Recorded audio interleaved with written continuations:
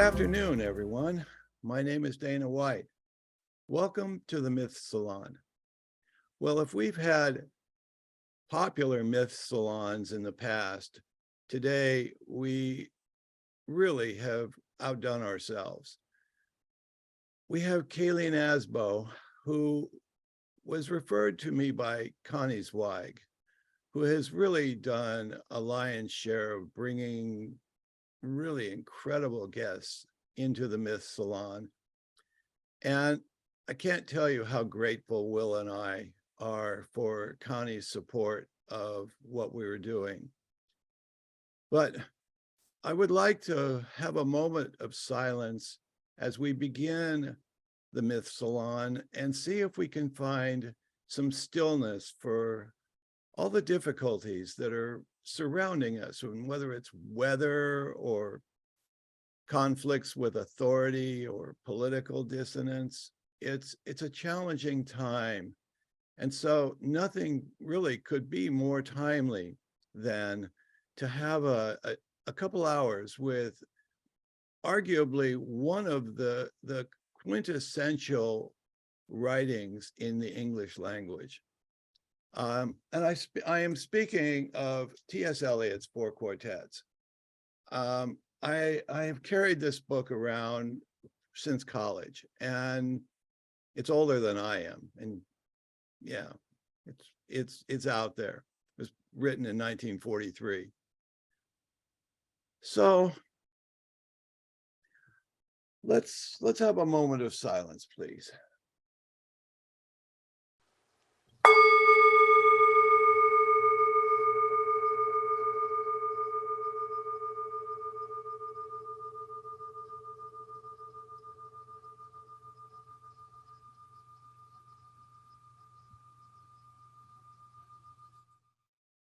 For the most part, we begin with a poem that comes from somebody outside of the subject matter to amplify or throw some light on what we're going to talk about.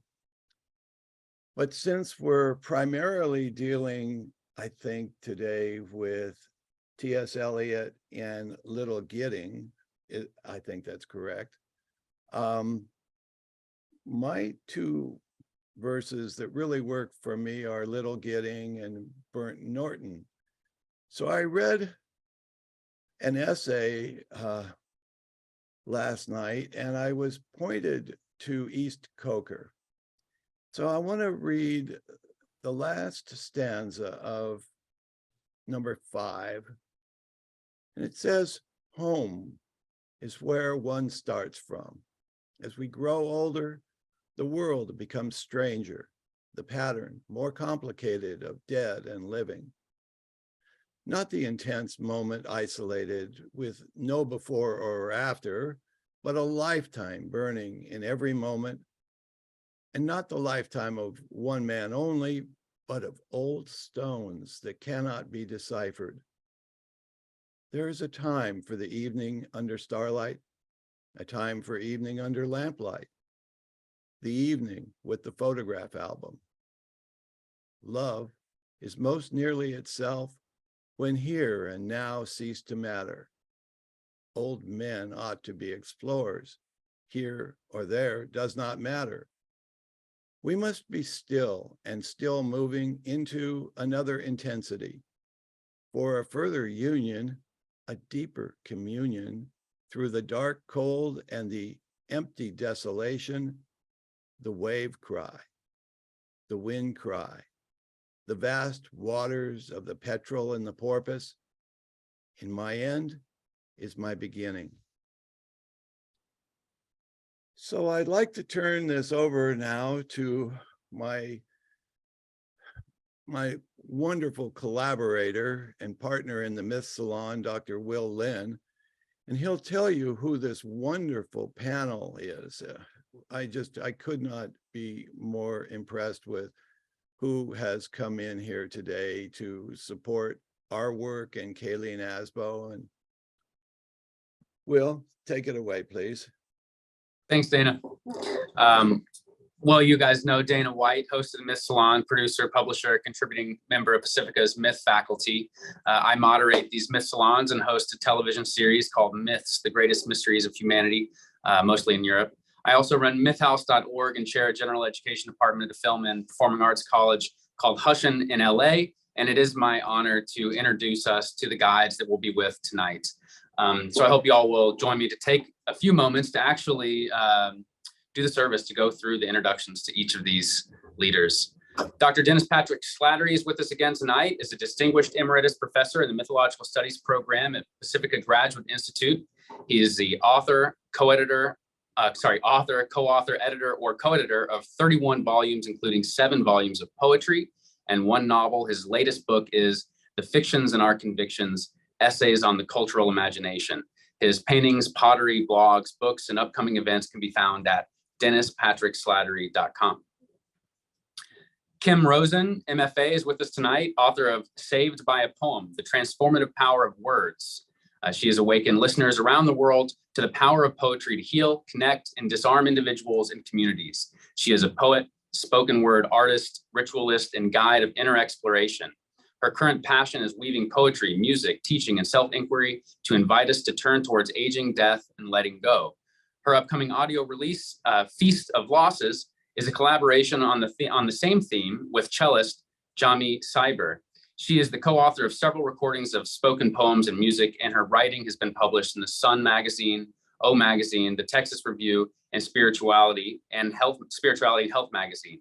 In 2007, she spoke a poem to a group of Maasai girls in Kenya who had fled FGM and early childhood marriage, and that moment became the seed of the Safe House Education Fund, which I'll share with y'all in the chat in a moment.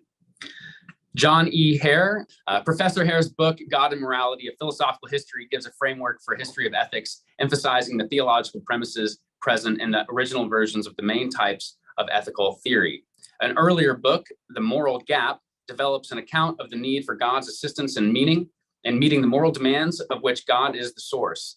In God's Call, he discusses the divine command theory of morality, analyzing texts in Duns Scotus, Kant, and contemporary moral theory.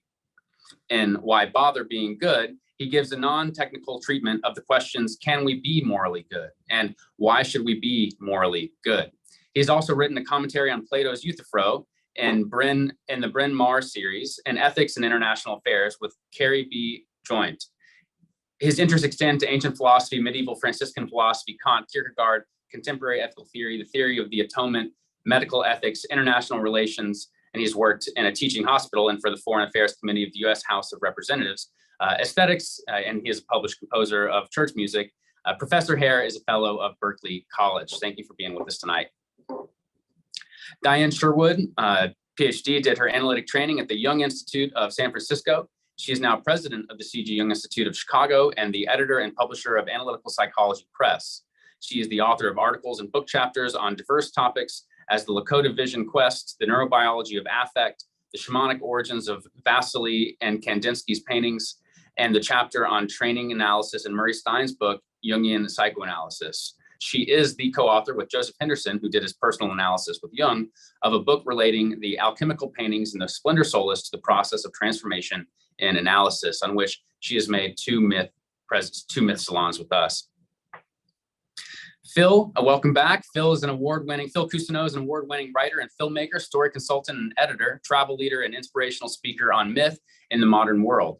His fascination with art, literature, and history of culture has taken him from Michigan to Marrakesh, Iceland, to the Amazon, and a worldwide search for what the ancients called the soul of the world. With more than 40 books and 30 scriptwriting credits to his name, the omnipresent influence of myth in modern life is a thread that runs through all of his work.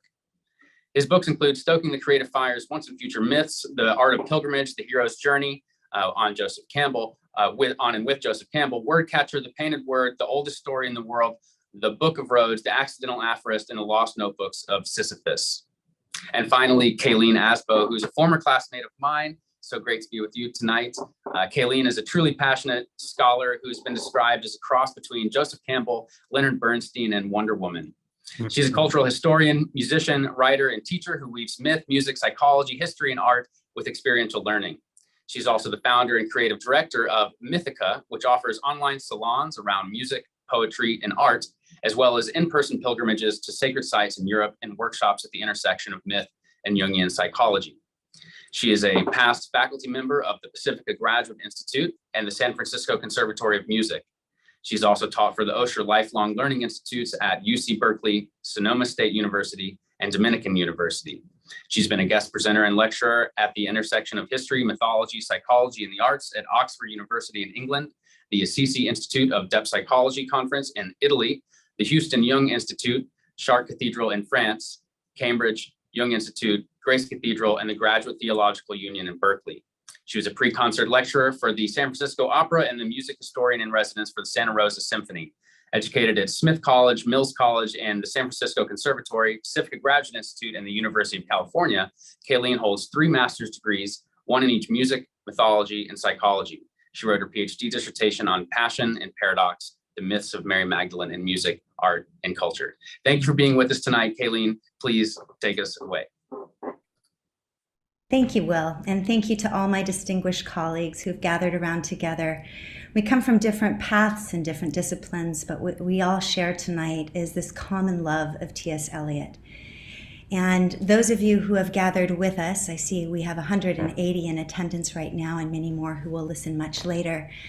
As we go through this program tonight, I want to invite us to actually return to this line that we're going to hear. We've just spoken about all these wonderful credentials, and I'm feeling intimidated by my colleagues and all their many books and accomplishments. But this line that's so important in Eliot's work, a condition of complete simplicity, costing not less than everything, is very much about this journey from the head to the heart.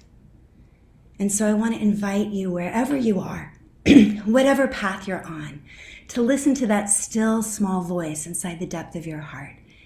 And there may be a line, a word, a phrase, or an image that speaks to you, and I'm going to invite you to hold on to that like Ariadne's thread.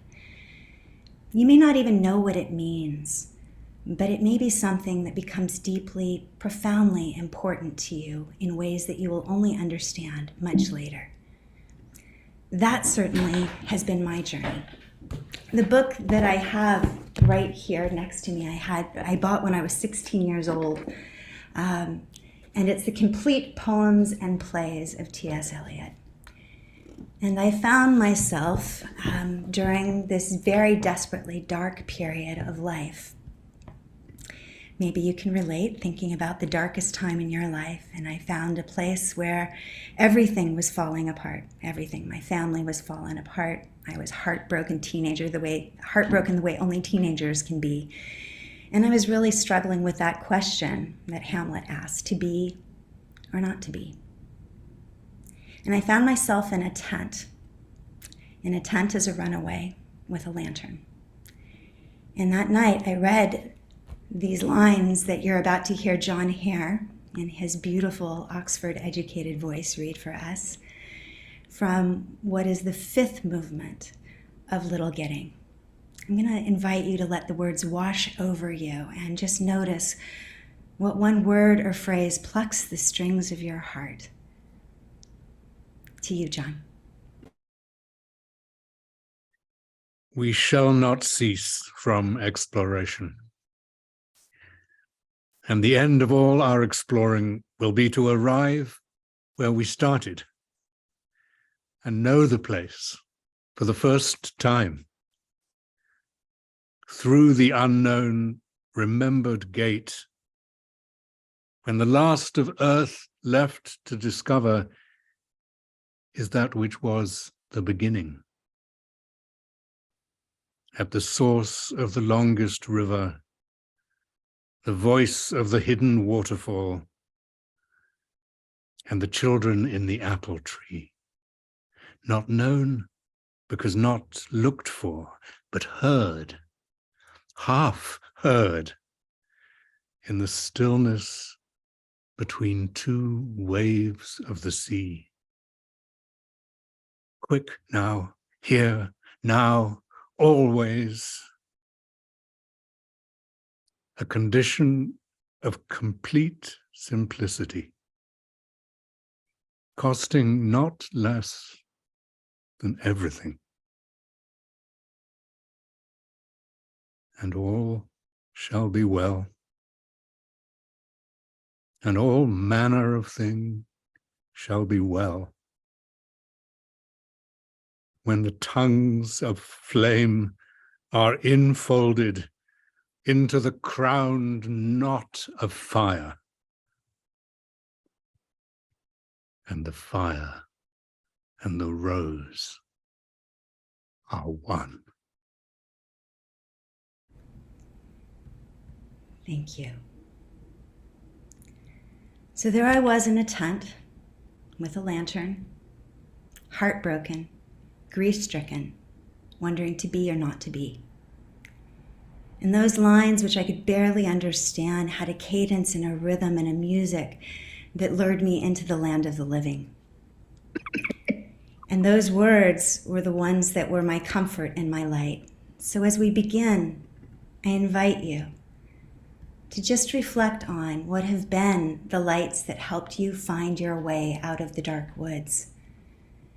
I fell in love with those sounds, and it was only later that I unpacked the words and read the footnotes and went on a lifelong quest and ended up using quotes of Little Gidding in every single paper that I wrote through all 3 of those master's degrees and PhDs.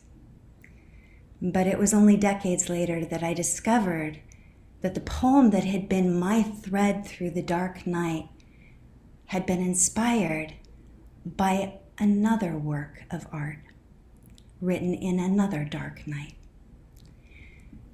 So Dana, I'm going to ask you, if you would, to play a very brief section, an all too brief section, of the string quartet opus 132 that was written by Ludwig van Beethoven in the dark night of his soul after a near-death experience when everything had completely fallen apart. It has the unwieldy name of Heiliger Dankgesang, with many other things that follow in German that mean a holy song of thanksgiving, of a convalescent to the deity in the Lydian mode.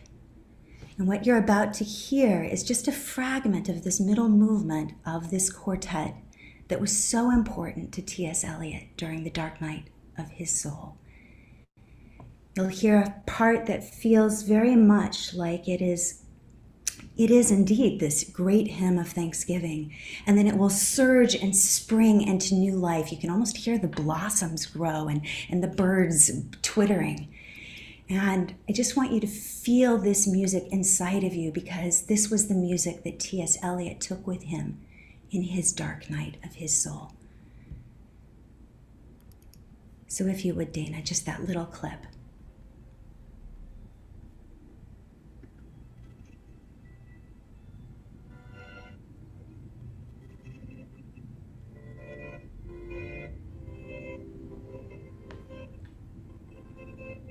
Actually, the sound is terrible, I'm sorry to say, Dana, so I'm going to see if I'll play it from my end.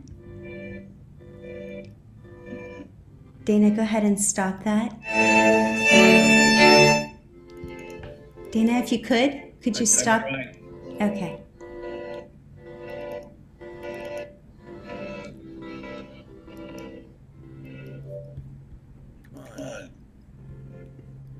I'm just going to mute you. I think that will do it. Okay. So here is this third movement, this hymn of thanksgiving.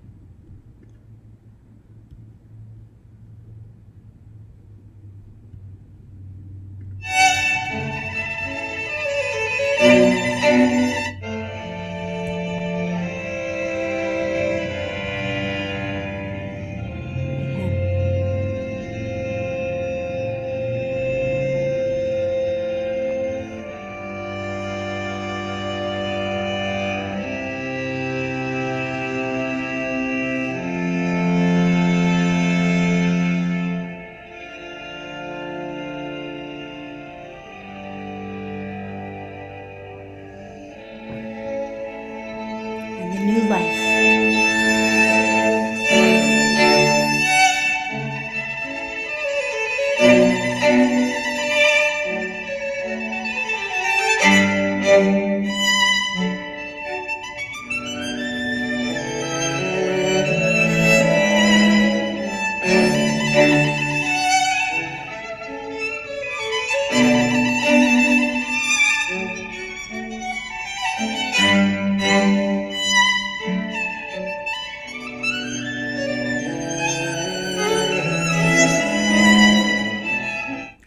you're not familiar with the string quartet, oh, please, please, please, when this is over, run out and listen to it in its entirety. This middle movement is about 20 minutes long in some recordings, and it is such a journey from being broken open in that state of complete simplicity to exuberant joy.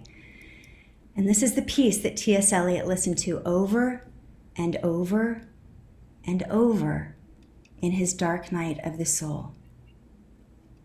Beethoven, in turn, in the dark night of his soul, when he was feeling himself, he writes in his journal, in utter failure. He was deaf, he was in excruciating physical agony. He had been rejected by every woman he had ever loved, and he had made a complete and utter mess of his personal relationships. This is what he wrote from his broken open heart as he went back and he read the Upanishads, the Rig Veda, and in particular Dante's Divine Comedy. The Divine Comedy was written by Dante in the middle of his dark night of the soul when everything had gone completely wrong, when he was in exile with a death sentence over his head, when he was far away from his family, when everything had been taken away from him, when he too was in his dark woods wondering to be or not to be. And this pattern that each one of them had, Dante, Beethoven, T.S. Eliot, was a pattern of going deep into the well of the wisdom of the past and searching and dialoguing in ways that we might call active imagination with other figures who had been in exile and grief and brokenhearted. It is a long, long line of lights. The other element that binds all of these incredible works together is that they are in the land of profound paradox. Beethoven, in his writing, juxtaposes the sublime with almost brutal jocularity to yield the transcendent. And that idea of taking things that seem to be so opposite. You know, in Dante, he is led through hell, through his journey by a pagan poet into the Christian heaven. So side by side, holding together paradoxes. And Eliot turns to these very same idea of what it is to hold these things in our broken, open hearts. So in the quartets, we get time past and present, birth and death, simplicity, complexity, stillness, motion, darkness, light, suffering, grace, and it's a journey.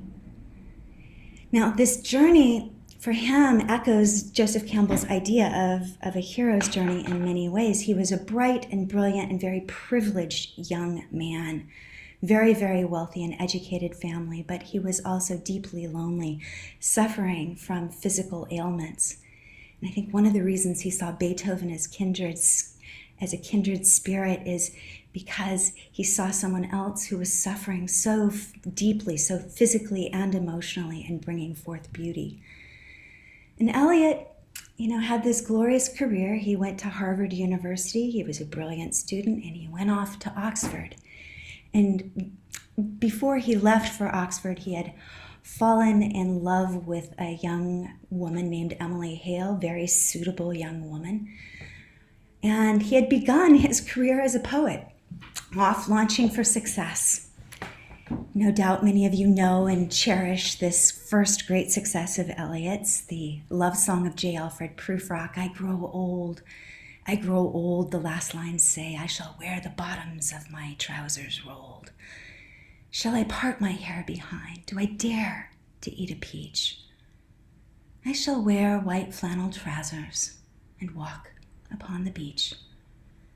I have heard the mermaids singing each to each. I do not think that they will sing to me. One of the great paradoxes is that Eliot, as a young man, was already an old man.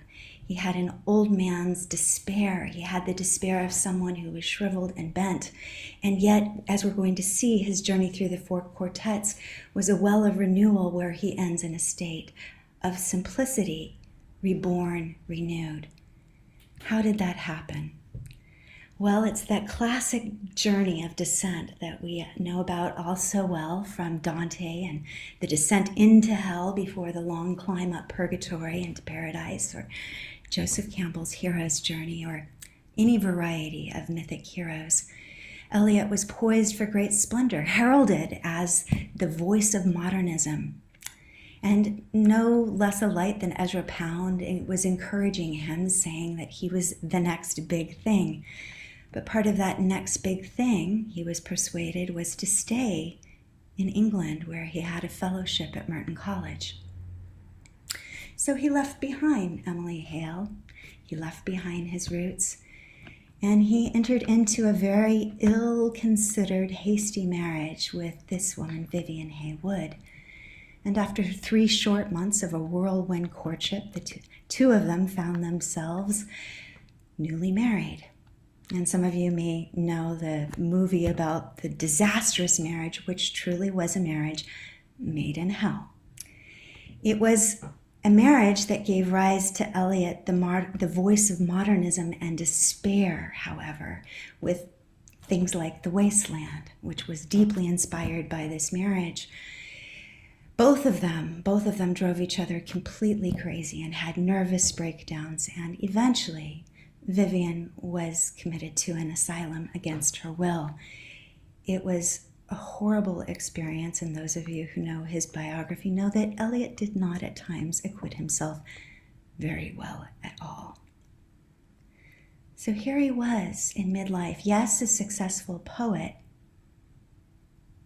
but with so much of his life in complete shambles. When he gets to Little Gidding, he's going to talk about the realization of things ill done and done to others harm, which once he took for an exercise of virtue. I don't know if you can relate, but that descent is the beginning of his journey through the 4 quartets. He was looking at everything in his life and feeling like he was a complete emotional failure. And it was during this dark night that he was searching to try to find ways to make meaning. So he was reading things like From Ritual to Romance and learning about the Arthurian legends. This is an image from Glastonbury in England, and traveling throughout parts of southwest England, searching for a thread of virtue to follow, searching for a path forward. And it was in the middle of this time that, although he had done his graduate work in Hinduism and Eastern philosophy, that he found himself over and over again on his knees searching for a new pathway. And for him, this new pathway was an invitation into the mystic path, into stillness, into silence, into chant. He became a convert to the Anglican Church, which utterly alienated all of his friend circle around him. Virginia and Leonard Woolf thought he had gone completely off the deep end.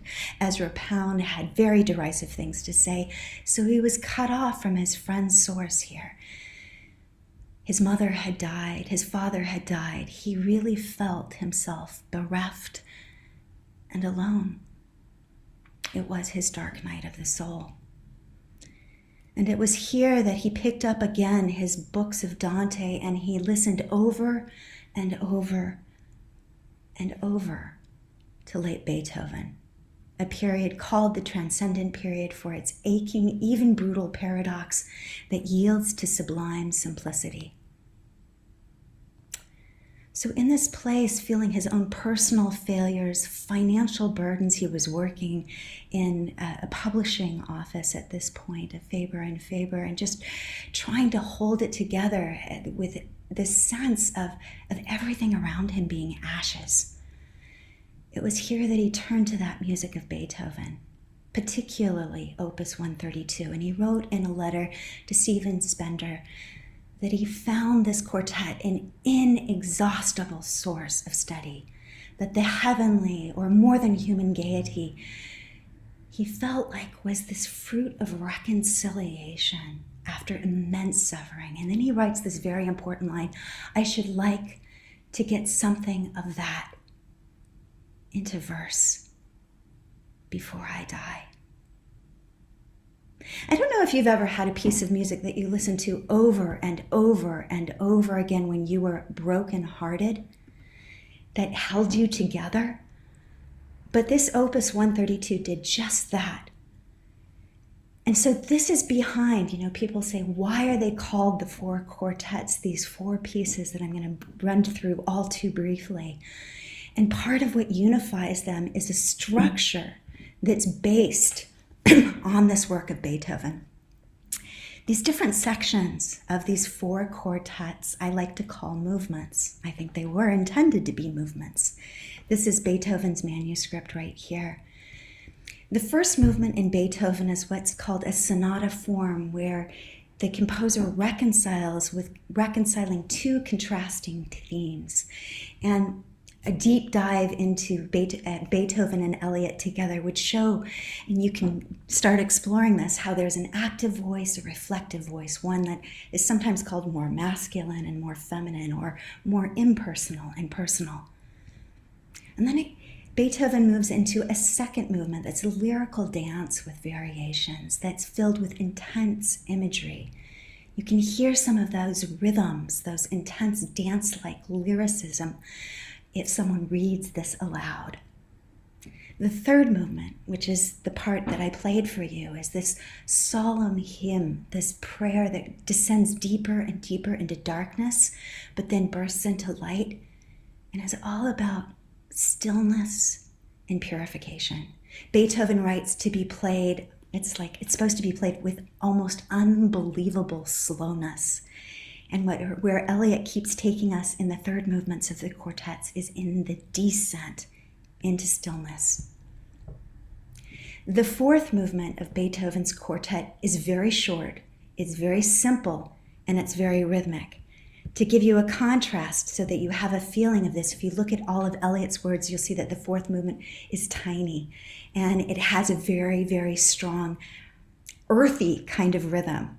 I'm going to play just a fragment of Beethoven so you can feel this almost bar-like folk song element.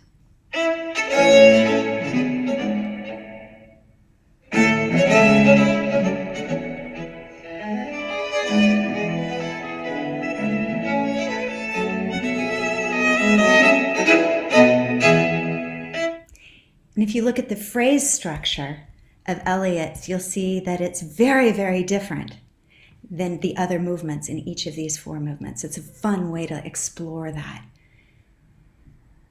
The fifth movement in Beethoven is what's called, it's a sonata form, and yet it's also a rondo. It's a very unusual way that he puts paradox together here. But the idea in this movement is to return again and again to repeated images and to phrases.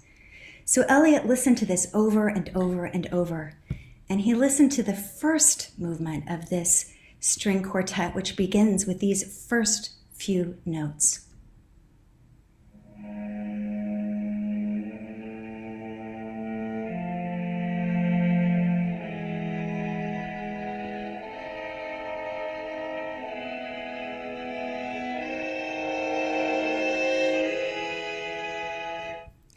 I actually played 8 because I played this continuation of the phrase, but it's built on these building blocks that you see right here. And one of the things that's so exciting, I get so excited about this, I can hardly stand it because it's so important looking at all four of the quartets, is to realize that what Beethoven did by taking this theme is he weaves it not only through Opus 132, this quartet, but through the other quartets that he wrote, the very last works before he died. He comes back to this theme in Opus 31, that what begins, they're written and they were published in the wrong order, but the Opus 132 was written first. So what begins here becomes the end of the finale of another quartet later. And that's going to be really important in looking at all four quartets, because Eliot does the same thing. He takes a line in the first quartet and he brings it back with a very different meaning in the last quartet. It is a journey that no other composer had done, to take musical motifs and to have it be this thread that weaves through not just movements, but successive consecutive works And it's what Eliot does in words in the 4 quartets. So this idea of structure and music was playing in his mind as he was listening over and over and over to this music in the dark night of his soul. And that gives us the background for where the quartets get their names. Each quartet is named after a place. Each quartet is a meditation on time and consciousness. The first quartet is called Burnt Norton, and it's a garden in a manor home in the Cotswolds. Now remember I said that he had been in love at Harvard and then he was persuaded, partly hormonally and partly because it was the easy path to British citizenship, to enter into this disastrous marriage? Well, after he had formally separated from his wife, who was so desperately ill, he reconnected with that first love. And she visited him in England.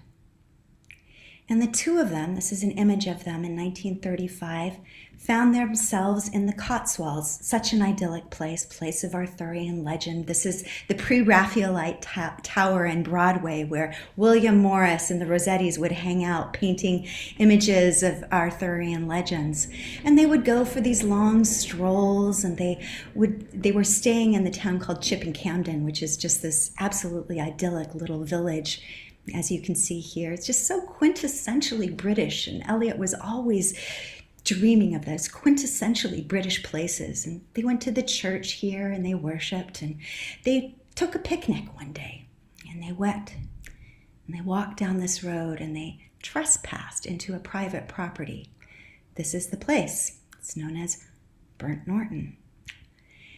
And it was this place here where he was walking in these gardens illicitly with Emily, and they were talking about matters philosophical and spiritual and having this kind of communion of souls, this passionate meeting of minds.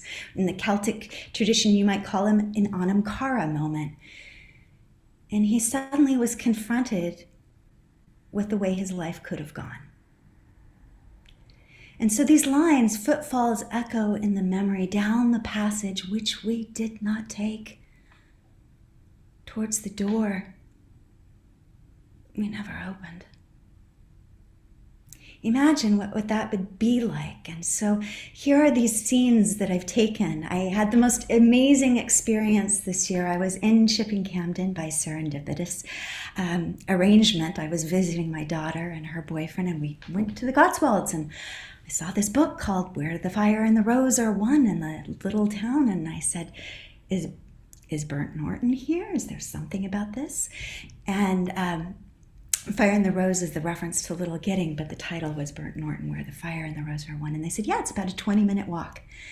So I went, and it's a private property, but shh, don't tell the guard, let me in. And so I took a number of these pictures, and I got to see these places of Eliot's imagination where he held on to this luminous day. So no doubt many of you know some of these lines about other echoes inhabiting the garden. Shall we follow? Quick, said the bird, find them, round the corner, through the first gate, into our first world. And this was the pond that he references when he talks about the dry pool, the dry concrete pool, and the pool filled with water out of sunlight. This was where he was standing, and he was looking at this with Emily, his first love that he had abandoned for another in a journey that had led him down a very, very dark road. And as he was meditating on what could have been, what is, what might have been, this was the background that inspired these lines. Now, Burnt Norton ends, in a way that's actually rather bleak. And the bird keeps talking about going and quick, and the end lines about this is quick, now, here, now, always. Ridiculous. The waste. Sad time. Stretching before and after.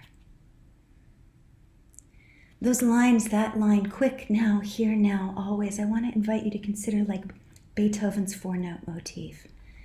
because they come back in Little Gidding after his journey of purgation. So Eliot wrote Burnt Norton, and it was critically acclaimed, and as a structure, it worked beautifully. And then he went into a period where he couldn't write.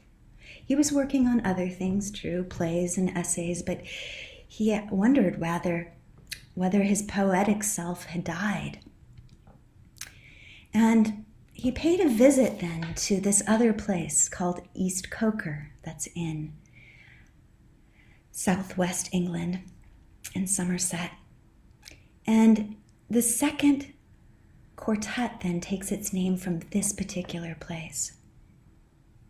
I think many of us know, if we do this deep psychological work, that sooner or later we have to encounter not just our own personal shadow material, but we also have to start wrestling and grappling with the ghosts of our families and those dysfunctional patterns that have just echoed and echoed and echoed throughout the generations.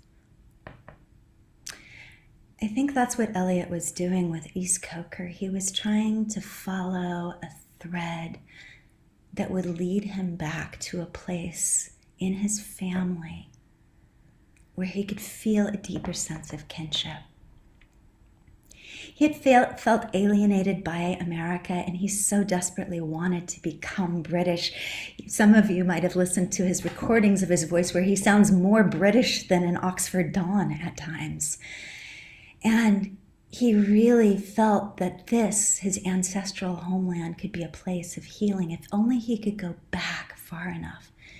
And so he went back to this church because he had had his own ancestor had preached sermons in this church. His own namesake, Sir Thomas Eliot. This is how the name was spelled before. And he searched out, he did the genealogical research, and he actually found some of the sermons, and he actually put some of those lines in East Coker. And he was trying to hold in his imagination this whole world, this world before fracture, because part of the dark shadows of his own ancestral lineage was East Coker was the last place before his family departed to come to the United States. And in his own ancestral lineage were many shadows, just one of which was the judge who presided over the Salem witch trials. Imagine what that would be like for you. Imagine. So he came to this little church. It's very inauspicious, and I made my pilgrimage there this December. And you have to drive a very, very small car down these hedgerows and twists and turns, and you hold your breath and hope that someone isn't going to head towards you until you finally get to this tiny, tiny, tiny little church in this tiny, tiny, tiny, tiny little town. And I arrived there, and blissfully it was unlocked just as night was falling, which was perfect, because East Coker is about this descent into darkness, into stillness. I said to my soul, be still, and let the dark come upon you, which shall be the darkness of God. Eliot, by this time, was very deep into reading the Christian mystical writers like The Cloud of Unknowing and The Ascent of Mount Carmel by John of the Cross. And as he stood in front of this window, this is a window that says faith, love, and hope, I wonder if it inspired these words that he writes about in this Via Negativa passage. I said to my soul, be still and wait without hope. For hope would be hope for the wrong thing. Wait without love, for love would be love of the wrong thing. There is yet faith, but the faith and the love and the hope are all in the waiting. Wait without thought, for you are not ready for thought. And so the darkness shall be the light, and the stillness, the dancing. It was an amazing experience for me to arrive just as light was leaving this church. There is the photograph as I went into it. And this was published in 1940. It's a huge statement about Eliot wrestling with faith and with modernity and with man and with what he calls the mad twittering world, and trying to find meaning, and his deep, deep, deep dark descent into this. And it was no coincidence that he published this on Good Friday. And this is the quartet that has those lines repeated: in my beginning is my end, and in my end is my beginning, which also go back to Mary Queen of Scots, by the way. But this is where Eliot chose to have his ashes. And so as the dark was growing and the light was dimming, I sat in this church and thought of those words as I sat in front of Eliot's grave marker here. So after he wrestled with his ancestral shadows there, he went back he was ready, I think. He was ready to confront his own personal journey in a deeper depth. So the third place that gives its name to the third of the four quartets is called Dry Salvages. It has a different pronunciation than you might think looking at it. And this is a place off of Cape Ann in Massachusetts where he would summer. And he would go out sailing as a child many summers in a row. And each of these quartets then takes an element. So the first one with Burnt Norton was about air, and the second one of East Coker has many images of earth. And Dry Salvages is all about water. But it brings together these paradoxical things of water. The St. Louis River, which was where his childhood home was, and the water of the ocean of Cape Ann. But he's also referencing the brown river of the Ganges. And he's talking about the sea life here. And in his amazing way, one of the paradoxes that he holds together here, he's living life as a deep Christian convert. He had actually stripped his life bare, and he was living in the annex to a church in Kensington, where he was the warden of the church, and he would wake up every day before going to his job in the publishing house, and he would go to morning prayer, and then he would take his briefcase. He would go to work, and when the bells would chime for the Angelus, he would take his lunch hour and he would recite the Hail Mary, full of grace. And then he would come back and he would go to evening prayer, and he lived this very Spartan monk-like existence. But in this poem, we have East and West juxtaposed together, because we have meditations on Krishna and Arjuna, and we have the Virgin Mary, side by side, woven together in an extraordinary way. By this time, after that one was published, London was immersed in bombing raids because of World War II. And it must have seemed to Eliot like this was a new, fresh hell, with the firestorms hailing from the night. And he was his job was to go on patrol and after one of the bombing raids, and to see if there were dead bodies or if the people needed help. And this is part of the backdrop that weaves its way into Little Gidding, which is the last of the quartets. He'd been through this deep, deep, dark descent, and East Coker is filled with despair, and there begins to be this slight turnaround. But this last poem, Little Gidding, this last poem is profound alchemical transformation. This time the place was not a personal place. It wasn't the place that he had visited with his first love of memory and regret. And it wasn't East Coker, his ancestral village, and it wasn't the place in his imagination of his childhood home. Rather, it was the place where he found his spiritual kin, his spiritual guides.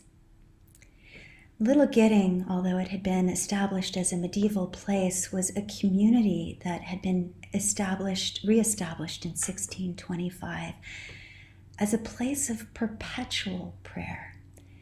And what the residents of Little Gidding were trying to do was to harmonize things that seemed to be at odds.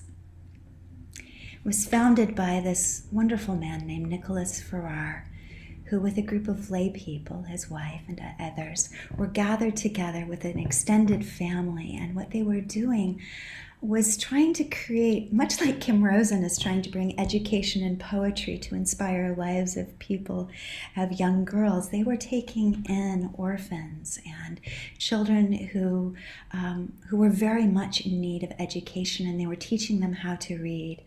And they also were a publishing house. They were taking the different Gospels of Matthew, Mark, Luke, and John, which were at odds, and they were trying to create one book, one beautiful book, that would read as a harmonized gospel where everything would flow together in seamless unity. They also published all kinds of other poetry like George Herbert. So here you can see some of that piece. And this is the little chapel. And what they decided that they wanted to do is through music and song and silence, they wanted this to be a place of perpetual prayer. So there were about 30 people in community here in the larger communion of Little Gidding. And round the clock, they had someone always kneeling here in this chapel, always singing a psalm or sitting in silence and praying for the world. This place then is the place that Eliot went in prayer. And when I went here, it's just like the poem says, the white hedgerow, and you turn down and there's the sheep, and then you find this little unassuming chapel. But the presence is so palpable of people's profound sincerity and the depth of people laying bare their hearts to be agents of hope and healing. So someone had stitched into one of the kneelers these lines of Eliot. You are not here to verify, instruct yourself, or inform curiosity, or carry a report. You are here to kneel where prayer has been valid. And I have to say, as I knelt here on the cushions where lines of T.S. Eliot's Little Gidding had been embroidered, oh friends, holy moment. Holy moment. And I could imagine how this knit back together Eliot's own soul, to feel the sense of such good people longing to bring union and harmony and education and love to the world. Eliot went on several pilgrimages at this time, and another one that he went to was a little cell hold in Norwich, where the first woman to write in the English language had lived after the Black Death, after a plague that had destroyed her family and her community. After she almost had died, she had a near-death experience. She was given last rites, and then she had a series of what she calls revelations of divine love. That woman was Julian of Norwich. And she writes in this book about God the Mother and the sense of this abounding love and consolation. And she talks about, this question of sin that she wrestles with in hell. And she's told that there is nobody in hell, and that there's this beautiful teaching instead of that, we're all trying to run and do good, and sometimes we stumble and we fall. But even in our falling, we are looked at with so much love. So here it is, and it's World War II. And Eliot journeys to Norwich, and he sits in this anchor cell that this woman had enclosed herself in to pray for the world always without ceasing. And one window looked into a rose garden, and one window looked out into Norwich, where very soon there would be a Lollard pit where people would be burned alive for reading the Bible in the English language. And I can't help but wonder, as he sat in this in this cell, and he read her words, and he studied her words, and he absorbed her words, and he took them as such balm and such consolation. I can't help but imagine that this too was one of the images behind where the fire and the rose are one. Because in this still center where Dame Julian for 30 years enclosed herself here in stillness and in silence, the messages that she got back were not about sin and damnation, but the consoling voice that she said, all shall be well, and all shall be well, and all manner of things shall be well. And T.S. Eliot read these words and he took them to heart like he took Beethoven, string quartet. And he went back and he read Dante, and he read about Dante's guide with Virgil and Brunetto Latini, and that idea of being in conversation across the centuries. And all of that informed the writing of Little Gidding, where he imagines himself in a patrol through the streets of London, meeting what he calls a familiar compound ghost, in which he discusses his life. And then these words come in these movements of Little Gidding, clearly inspired by Dante, but woven with all these other strains that we've talked about. Eliot, as the Dante scholar that he was, knew that purgatory, although it seems like a place of torment, is actually the mountain of hope, in which gradually, bit by bit, all of our errors, all of our bad habits are purified from us. And the last thing that happens in the Mount of Purgatory is that the souls have to go through the refining fire. It's the circle of lust. And they go through this refining fire, and they're completely cleansed. They come through the fire, then they bathe in the waters of remembrance of all the good they have known and all the good that they have done. And they are reborn as little children, like in Adam and Eve, and in this Edenic place. And so these images of the refining fire emerge with Eliot, and we have the fire that's raining from the skies, but we also have the fire of purification that's chosen in Dante willingly to go through those flames. So these lines that Eliot's feeling as he's reviewing his life, of the rending pain of reenactment of all you have done and been, the shame of things ill done and done to others, harm which once you took for exercise of virtue. And then fool's approval stings and honor stains, and from wrong to wrong the exasperated spirit proceeds. And then he tells us, moving in measure like a dancer. And so we have these images of Dante at the end, and this image by Michelino's painting, where after that 7-story mountain, you see, like at the top of a wedding cake, Adam and Eve. And the motif then comes back. This journey that Eliot has gone through these 4 quartets, now at the end of Little Gidding. He returns to these words which he penned at the beginning of Burnt Norton, the poem where he was looking at the wrong turns of his life before he went into East Coker with its dark, dark, dark descent into despair and his wrestling with ancestral shadows.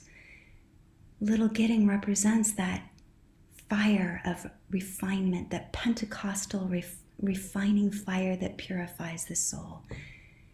And so we get those lines in a very different way.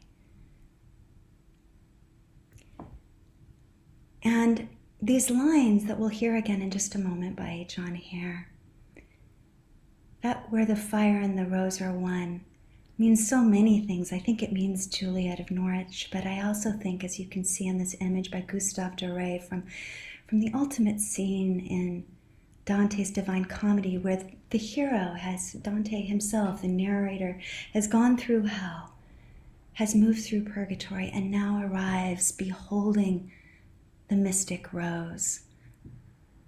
The mystic rose, which is also the love that moves the sun and all the stars. So I'm going to ask John, if you would you please read those words one more time before I finish up, and we'll go soon to our panel in just a moment.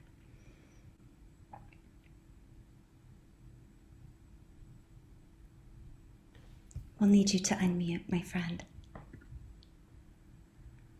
And as John reads these words, I just invite you into this word's polyphony, this musical word that means to hear a multiplicity of voices simultaneously. And in the words that he reads, I invite you to feel in your body the music of Beethoven, the story of Dante journeying through hell, finding the still point with Julian of Norwich after the dark night of the soul with John of the Cross. In the middle of World War II, the man who had fallen to his knees at Little Gidding, having found a path to light and love.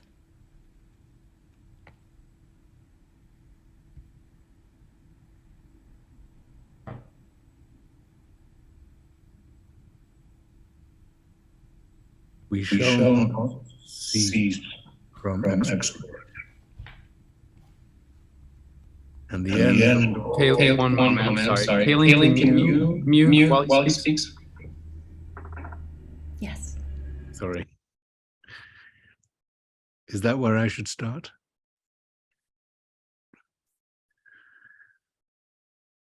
We shall not cease from exploration.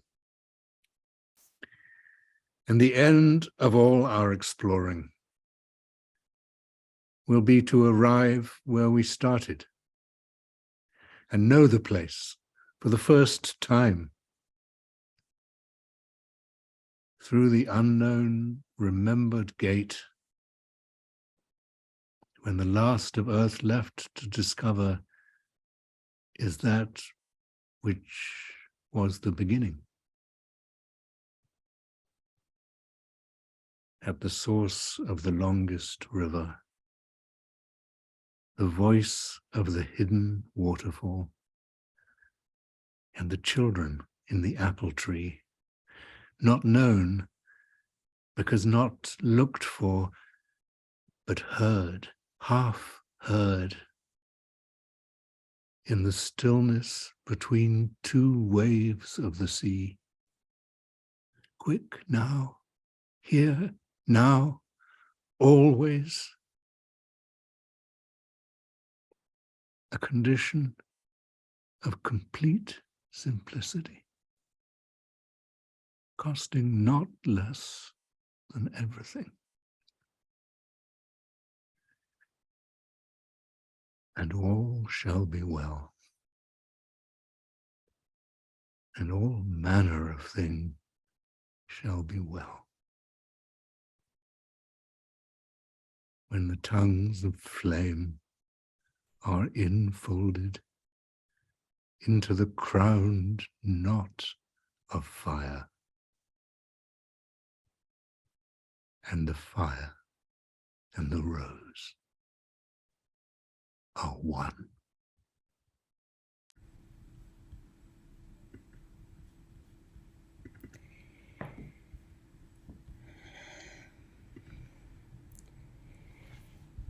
There's a happy postscript to Eliot's journey. You know, one of the things that his friends said about him is that his marriage, if he had married his first love, Emily Hale, it would have destroyed him as a poet.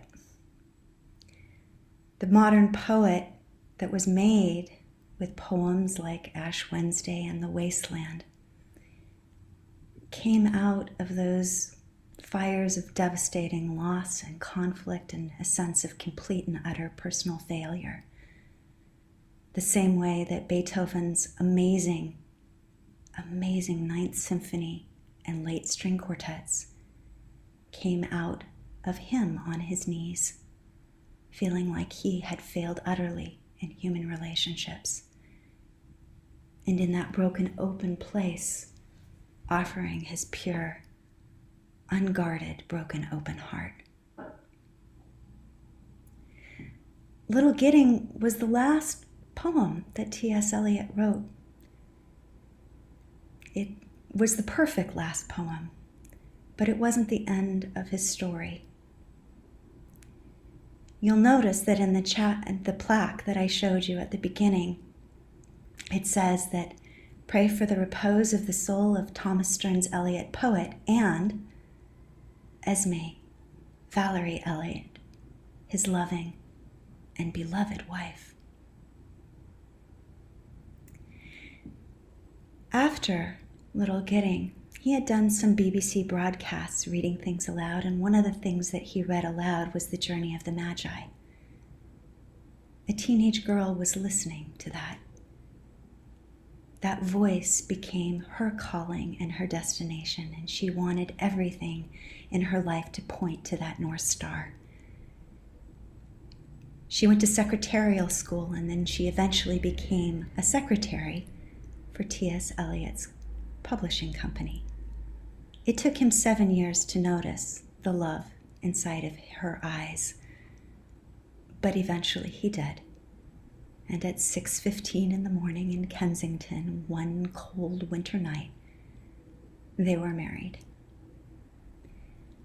They spent the rest of their years vacationing in southern France, playing crossword puzzles by the fire, going to the theater, holding hands, drinking tea.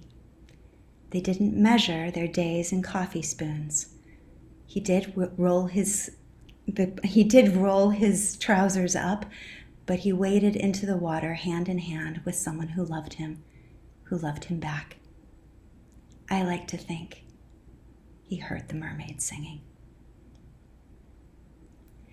He found his way to this place not just through book learning, but through pilgrimage, through going to these landscapes and following in these footsteps and paying attention to nature and listening to what the mystics of the centuries have said, and in those still quiet moments, hearing the music, hearing the poetry. I owe my life to Eliot, to Dante, and to Beethoven. And as a way of paying them back and saying thank you, it's going to be my great joy next fall to lead a pilgrimage in the footsteps of T.S. Eliot, where we're going to hear Burnt Norton, the Beethoven string quartet that saved Eliot's life, that saved mine, read with the T.S. Eliot words of Burnt Norton and Little Gidding. I just want to invite you to follow the threads, to go back to that question I asked you in the beginning. What have been the lights in your dark night of the soul? Hold them close. Hold them fast. Return to them again and again and again. May you too find the place where the fire and the rose are one. To you, Dina.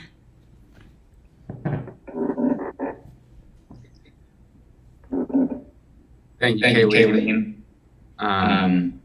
We may have just an audio thing. We might need to mute one. Thank you. Good. Gosh, Kayleen, I don't know how you did that. How you told us so much of your story, T.S. Eliot's story, while taking us deeper into these poems than any of us have ever been, showing us these locations. It was so artful, so beautiful, so emotional and intellectual at the same time. So just want to thank you for what you just took us through. And I really don't want to be the first person to reflect and share insights. I want to invite Kim. You're with us for the first time tonight. I wonder if you'd like to lead us off with some of your thoughts. Or you can say, oh my, well, I'll just say a few, just to echo what you're saying, Kayleen. I felt, you talked about the four quartets being a conversation across the centuries. And I feel like every time I listen to you, you are a conversation across the centuries. Just, I'm in awe of the symphony that your mind has created out of all these different threads. So beautiful. And John, I really need to bow to, I don't know you and I don't know your work, but I know you through how you spoke that poem. For myself, I think I'll briefly just say that my work with poetry is not academic, it's not historical, and it's not a speaking of the mythic even in the poem. My work has been to take the words into myself so they literally, physiologically change me. And in a way, at this moment, I don't want to add. I did want to speak some of the four quartets, which have also been a map for me. Even not having the background, not having the academic background with Eliot, this little book that I have here, which is a first edition, has been a roadmap. And I will say just briefly, because I so want to hear everyone else, that what I can add is that, as you did so beautifully, Kayleen, I, even in the last couple of days, have come through a dark night of the soul. And when you asked me to do this, I said no at first, because I knew something of who was on the panel, and I felt that my work was quite in a different realm or field. And you said, no, you must come. And it made me take out East Coker. And it made me return to those lines that I've had by heart for so long and hear them in such a profound way. I said to my soul, be still and let the dark come upon you, which shall be the darkness of God. As in the theater, the lights are extinguished for the scene to be changed with a hollow rumble of wings, with a movement of darkness on darkness. And we know the hills and the trees and the distant panoramas are all being rolled away. And the bold, imposing facade, most important part, are all being rolled away. Or as when an underground train and the tube stops too long between stations and the conversation rises and then slowly fades to silence, and you see behind every face the mental emptiness deepen, leaving only the growing terror of nothing to think about. Or as under ether, the mind is conscious, but conscious of nothing. I said to my soul, be still and wait without hope. For hope would be for the wrong thing. Wait without love, for love would be of the wrong thing. There is yet faith, but the faith and the love and the hope are all in the waiting. Wait without thought, for you are not ready for thought. So the darkness shall be the light, and the stillness the dancing. And speaking those lines to myself, what I heard Eliot say, which I need to hear again and again, is to turn towards the Buddhist teaching of turning towards, to turn towards, to recognize that my suffering comes from running away from, and to turn towards the darkness. And my own dark night of the soul being about letting go of my roles, letting go, turning towards the ending of certain roles I've had, the bold, imposing facade, and letting myself wait. So I offer that into the mix here. And I'm so grateful to be with all of you and honored.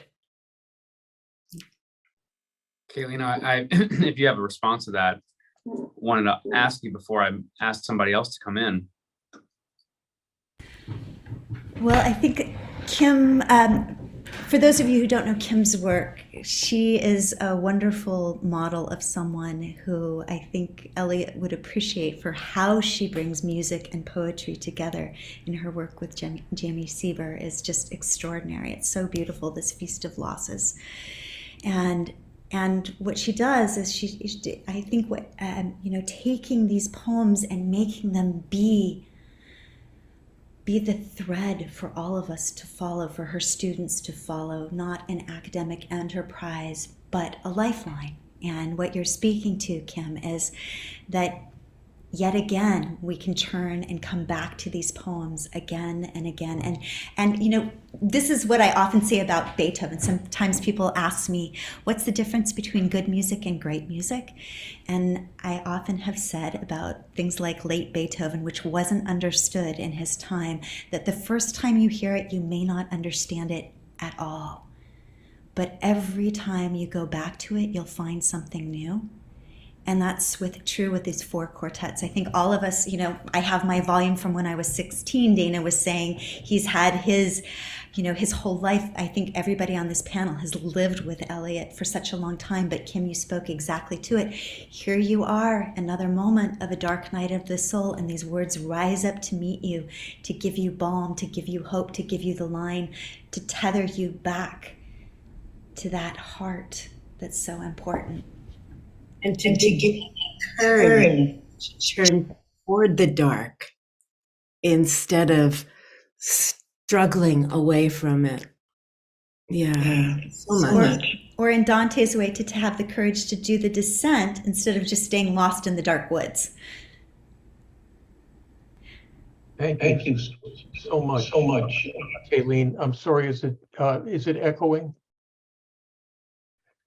So I've just got a couple of observations. First of all, it was just a performance in the most profound way. And, I've known you for a long time as my student, as I've known Will.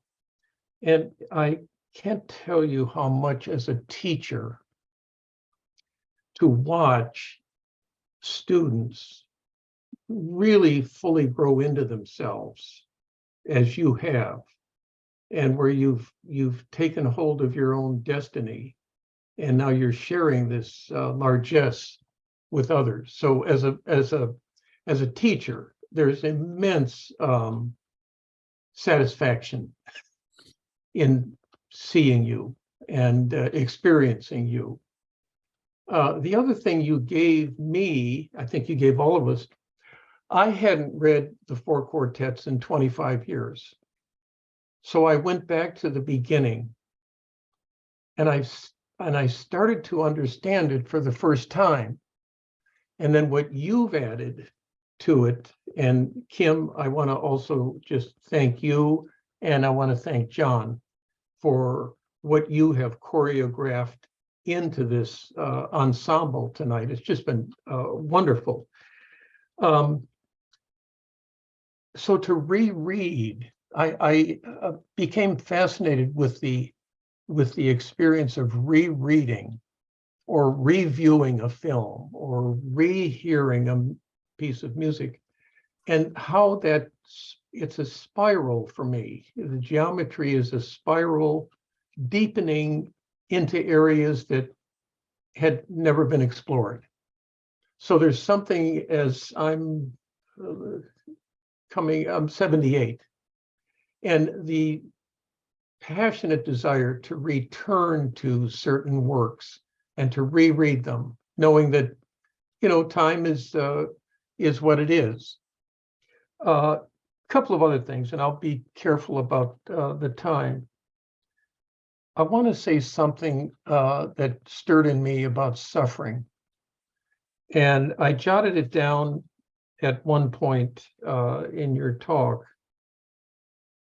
Suffering. Perhaps we can't find the language what has remained inarticulate without this condition of suffering.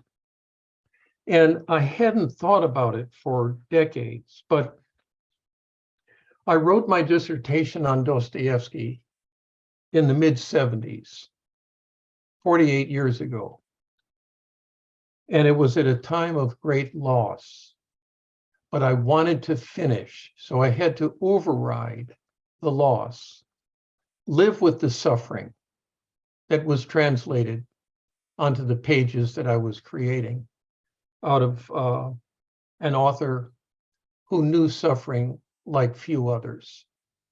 And I can recall it now that it was written from a very different position in my soul than had it been written without that suffering.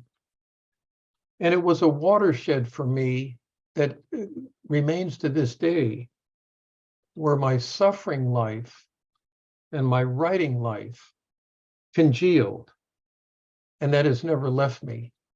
And I see it more clearly as a result of tonight as a strength, not a weakness. So thank you. Thank you, Dennis. So good to see you.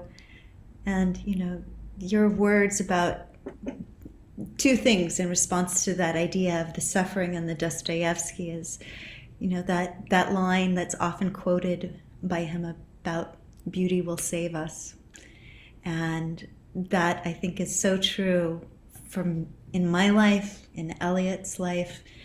I think that's so deeply true. And then the other quote that comes to mind as you're speaking about, what it is to bring out these things inside of us in the midst of suffering, not waiting for the suffering to be over, but really using them, or not trying to mask it, but really going to the depths is, of course, that line from the Gospel of Thomas that will probably be on my tombstone, if you bring forth what is inside of you will save you. And I think that's what all of these great, amazing creators did. And we can do in our own small ways. It's not always a dissertation, or as Mary Oliver said, it's not always the wild irises. It could be a handful of weeds, but in each in our own way, to turn towards beauty as the pathway that can help redeem our suffering. That when we create beauty out of our suffering, there's a new level of meaning and a new level of connection with the world that's possible. Thank you. John, you're with us. What time is it where you are? I'd love to hear. You're with us for the first time. You gave us these tremendous readings. Would love to know your thoughts and reflections on the evening. But this poem, Little Gidding in particular, is deep in me. And it's partly because of my own family's history. And the poem is about King Charles I and the parliamentarians and how they fought each other and destroyed each other. And then Eliot says they're folded into a single party. And I had in my family people on both sides of that dispute, and they wrote letters to each other throughout the war, and those letters are folded in they're in a single package. And I just think about our current condition in this country and how we're being torn apart and how we need to be folded into a single party. So that's just one thought. Yeah, you point, John, to there's so many layers in Little Gidding. There's the thread of King Charles, and there's the thread of Nicholas Ferrar, and there's it really is a tapestry, and it is amazing, for the intellectual people who are really excited, like I am, about these things. You can follow each thread and find just a whole year's curriculum. I think you could do an entire year at a college just taking Little Gidding and following each thread and what it would reveal about history, about music, about philosophy would be mind-boggling because it's so densely layered. But that piece, that site that you and I have both been to, that we've both knelt down and wept in that chapel, and to realize that that whole community was designed to bring harmony to the things that seem to be at odds.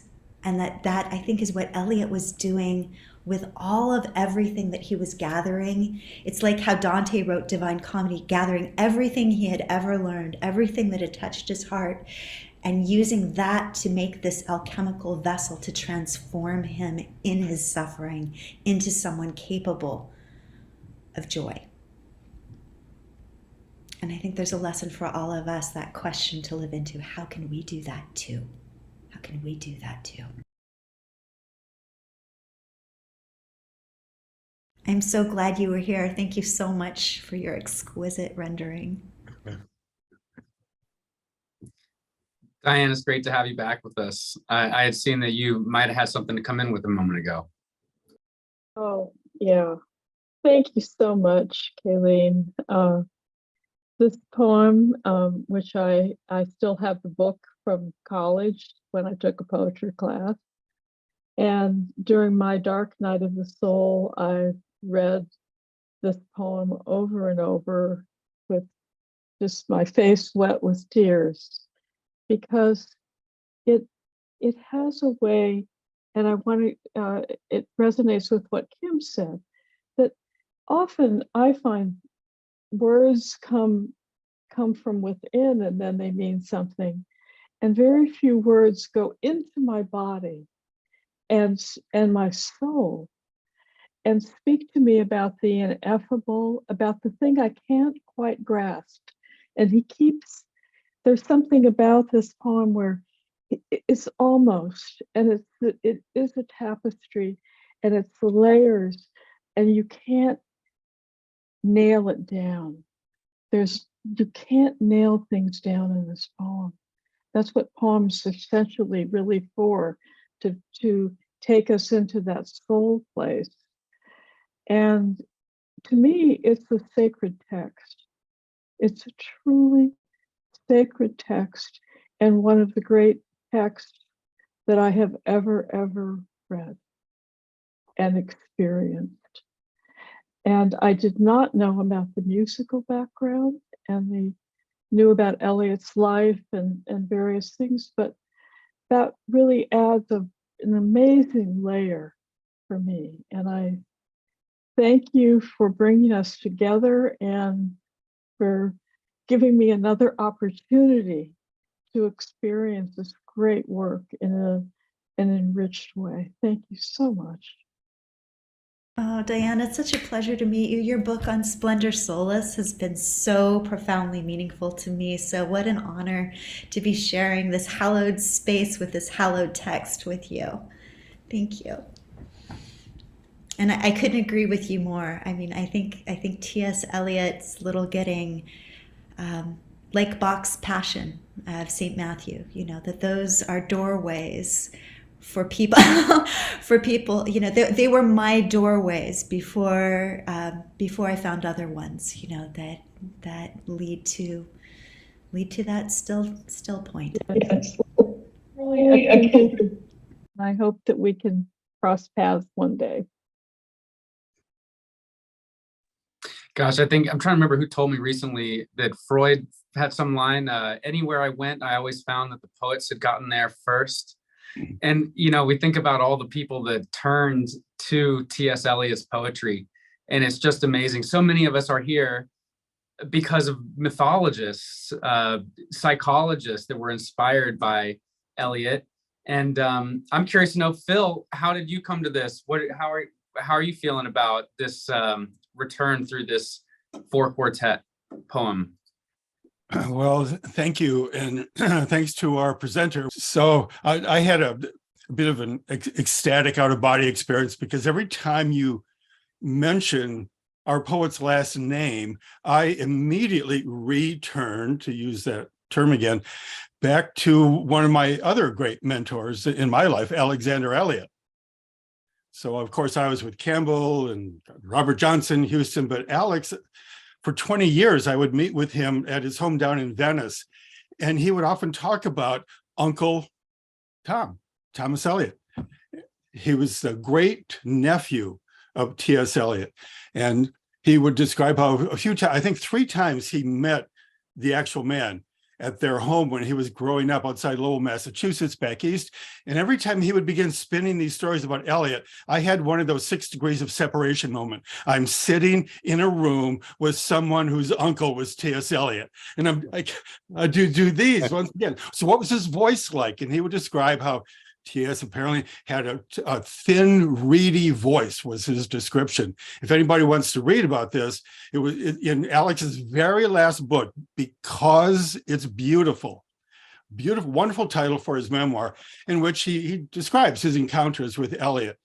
And one thing that's very pertinent now is that he described Eliot as a bit of a sad sack every time he met him back on the East Coast, because he got the impression that Eliot was returning, again, there's our metaphor for the day, back to purge himself, to somehow reconcile, another R-E word, reconcile with this background, going all the way back to the Salem witch trials that you're describing, but also the fact that he grew up around so much privilege.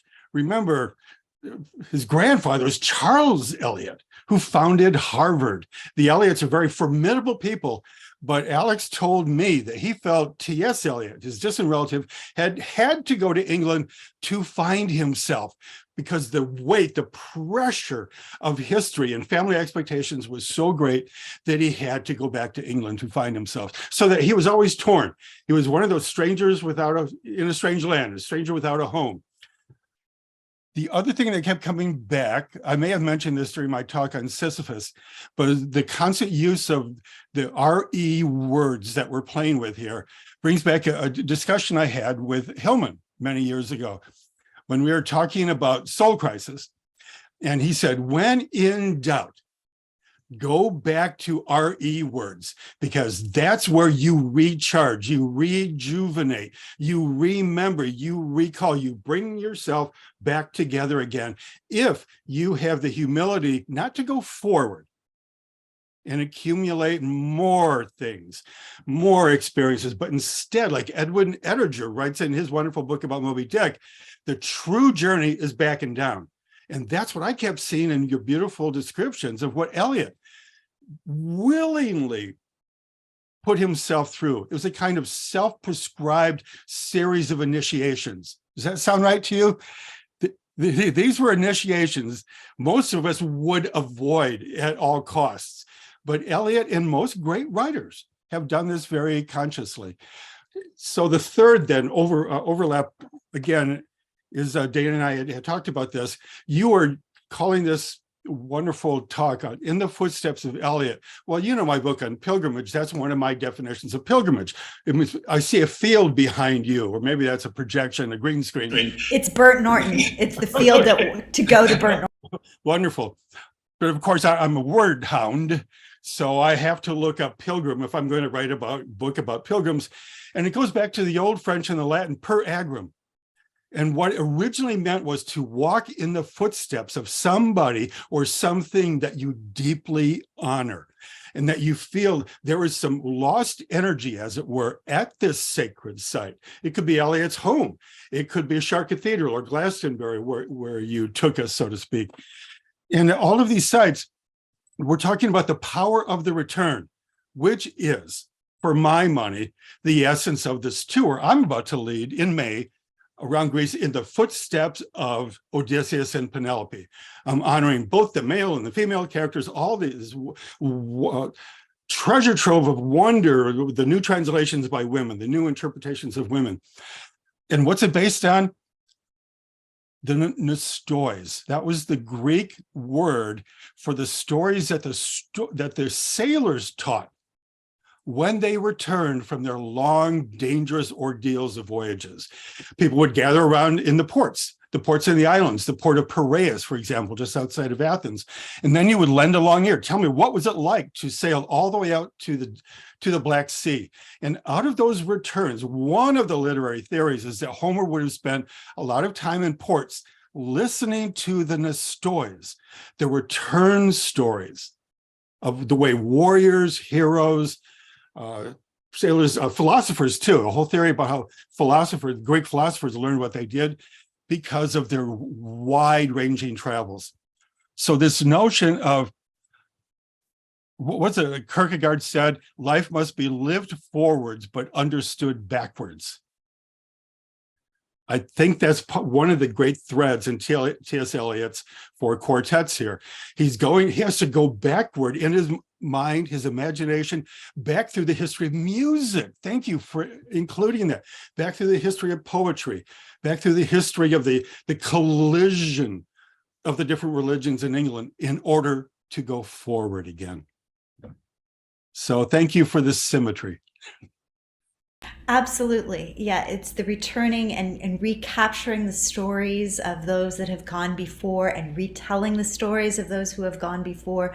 But also, so much of this is steeped in walking on these places, this landscape, and that last movement from despair to hope, where he shifts from the Dantean landscape of hell and purgatory to transforming to hope and paradise and renewal, was because he had been on pilgrimage to Norwich, was because he had been dancing or imagining the dancing that happened at Stonehenge, that he describes in East Coker, that because he had sat in Julian of Norwich's cell reading her words that then are woven throughout. You have to take a highlighter, folks, and go through Little Gidding. If you do that, you'll find like, oh my goodness, that this famous quote that he apparently he and Stravinsky were talking about things, and at one point he said, good artists borrow and great artists steal. And so throughout Little Gidding, there is so much that he absorbed, he metabolized. I mean, it becomes his own, although, in my edition, it took me 20 years to figure out that it was Julian of Norwich who first said it, or John of the Cross, or the Cloud of Unknowing, but he makes it be so authentic the way that he comes together, that it is as if those words were first spoken by him. But that sense of that comes because he was reading those works and going to those places. So I want to underscore with you and I share this passion for pilgrimage that, I think with all due respect, Dennis, I think that for anybody in graduate school, sometimes going on a pilgrimage is worth a year of graduate school. That the things that you get, the things that you learn, the embodied experience that you have of singing the songs, smelling the smells, seeing everything, brings you to a place where you will never forget it. It is in your bones. It has reshaped you. And so Joe Campbell once told me that a pilgrimage to the Blarney Stone in Ireland is worth any number of PhDs. Absolutely, absolutely, and so for me, going to Little Gidding was that. It was a defining moment in my life to kneel on those kneelers and to feel the echoes of those centuries, and to feel Eliot feeling the echoes of those centuries. Well, Kayleen, if I can take us back to a place and a memory.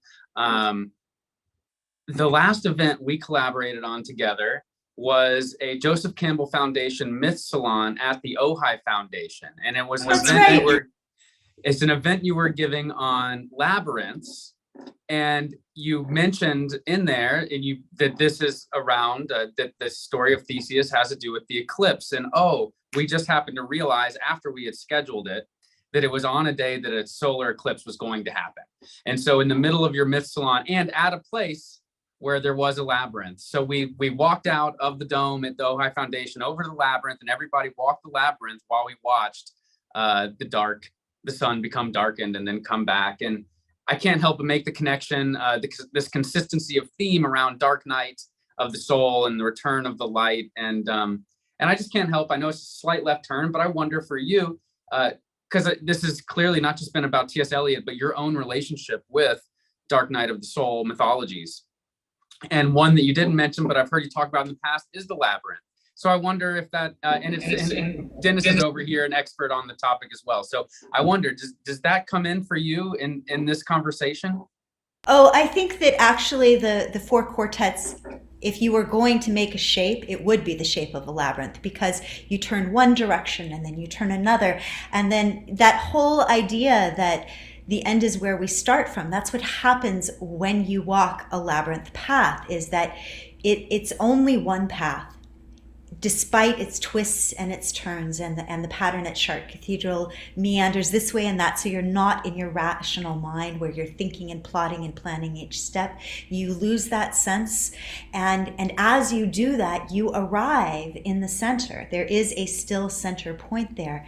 But then the journey out, you have to follow the very same path that led you into the center, and then you arrive and can see the whole pattern and see the journey. And I have to say that I think the experience of walking a labyrinth is very much like the kind of life review Eliot does in Little Gidding, where he sees the whole, he sees, to use another phrase, the shape of the cloth or the size of the cloth, how big it is. And he's able then to see how it actually does all fit together. One of the things that's so wonderful about walking a labyrinth is that it is that mirror of your life, that you think, oh, there's this piece and this piece and this piece, and how do they all fit together? And I imagine that Eliot might have done that in his own life. Some people point to how much of his middle period of poetry is very fragmented, that the wasteland feels like it's not polyphony in terms of a harmony, but almost a schizophrenic breakdown with its different voices. But what he does in Little Gidding is those same strands, Dante, Yeats, Ezra Pound, Beethoven, Julian of Norwich, Dante, all these different voices now, they are now cohesive in one pattern, like a labyrinth, this way, that way, this way, that way, but all coming to, and what is the central point? A rose, a six-petaled flower. So it is the perfect mirror. And I think it would be, having the show. Wouldn't that be fun, Phil? We should do T.S. Eliot. Phil and I are both guest lecturers and presenters with Veriditas at Chartres Cathedral Labyrinth Pilgrimages. Wouldn't it be fun one day to do one together, male and female voices with music and poetry on the labyrinth? I've got goosebumps. We have to talk to Lauren about that someday. Let's meander together. Well, and it's the rose. It's the rose. It's the feminine, the Mary, the symbol of Mary, like the rose windows. And there's no place like Chartres that is the celebration of the deep feminine back to pre-Christian times in the layers underneath. And if you've ever been, there's a whole underground church where Mary is at the height of the altar, not Christ. Well, Chartres is a great example of that alchemical blend, because you have the old and the new in harmony and conversation with each other. At Chartres Cathedral, one side of it is the Old Testament and the other side is the new stories. And you have Anne and you have Mary together. But the labyrinth itself comes from the Greek tradition of Ariadne and Theseus and the Minotaur. And so that you have those elements in harmony, again, not in competition, not in fighting, but brought together and harmonized, and in such a profound way. Well, before we run short on time, I wonder if, Dana, Kim, Dennis, if you have anything left to say. We haven't heard from you for a moment. Well, I'd like to add one thing to this, which is Archibald MacLeish uttered a phrase, "A poem should not mean but be." And I really think that good poetry, and I'm not sure I really consider T.S. Eliot's Four Quartets as much a poem as a consolidated epic. And it seems to have all of the things that make it a kind of a statement of the universal written into the particular. And he created a life form that is born every time somebody reads it. When you reread it again, it comes up, and it's like a child that continues to come back to you, and you see something new in it every single time. So I can't really express my appreciation more for you, Kayleen. Not only was it a good idea to bring you in, but we have such a rich experience of something that we already thought we knew. I mean, here it was, and it's seen as if I've never seen it before. And to be able to do that is really a gift, to be able to walk into a new situation and realize that that situation was already there, was already a part of you. And I think of it as a pilgrimage to the soul, a pilgrimage that every time we go, it's new, and it's something that is already familiar to us. And what a gift you have brought in to us today. So with T.S. Eliot, I have never heard a reading the way that you did, John. I would love to record you and have you read the entire work. And if you think that you would be interested in doing that, you are the voice of the four quartets. Absolutely. So if you would be willing, I would donate my time to that, and Kayleen maybe would broker this thing, and we would have something on our hands. So you don't have to say now, this is just, I'm seduced by this. This is a love affair. Absolutely. And can you imagine this man reading this on the grounds of Burnt Norton itself, to read Burnt Norton on the grounds of Burnt Norton itself? I mean, I think that there should be an entire week of pilgrimage in the footsteps of T.S. Eliot with all people who love him to come together. And we could do it at Pacifica too, by the way, I think. But to bring it together, because one of the great sorrows of our time is, that line in Little Gidding of how shall I begin? How shall I begin to spit out my days in ways when I am pinned and wriggling to the wall? And I feel so often that academia can veer into a place where it fragments us and separates us.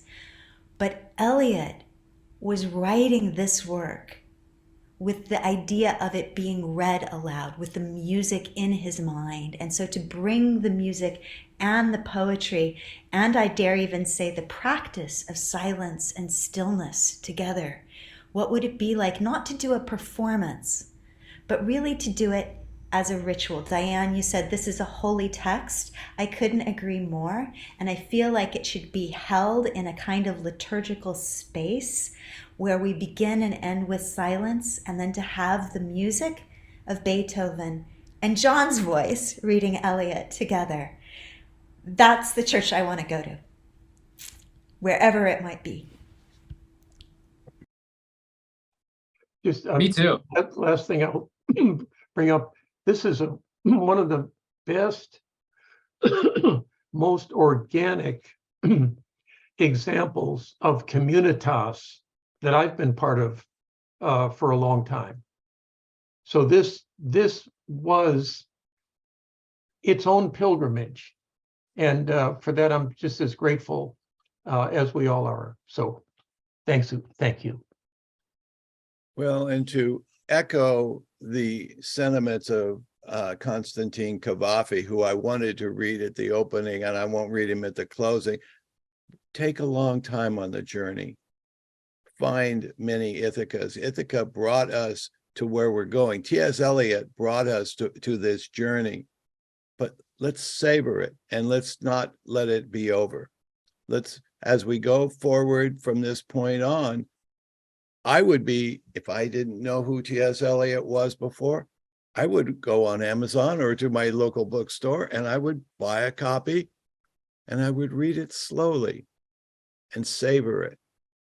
And let T.S. Eliot become a seed inside you that grows and grows and grows, because you have an entire life to live. I just want to put in a plug for you when you get your book out, or when you just go online to listen to read it, because you can find texts on tonight. For those of you who haven't read them before, you can do a Google search and you'll be able to find it. Columbia and other places that will have the entire text. I want to invite you to also put on the Heiliger Dankgesang of Beethoven from Opus 132. And I might suggest that that would be a fitting way for us to end, is just with the last few minutes of that song of holy thanksgiving that was Eliot's light, that inspired him to even imagine something called a quartet.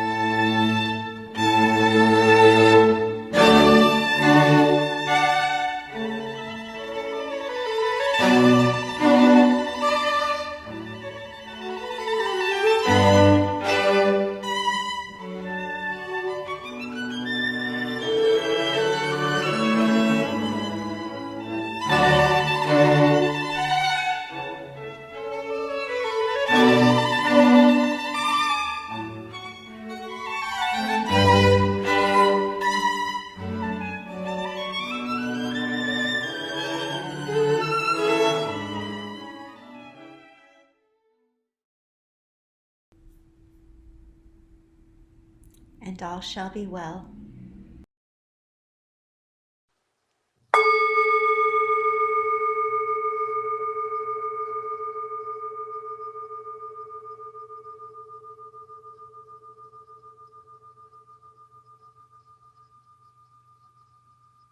Kayleen, John, Dennis, Bill,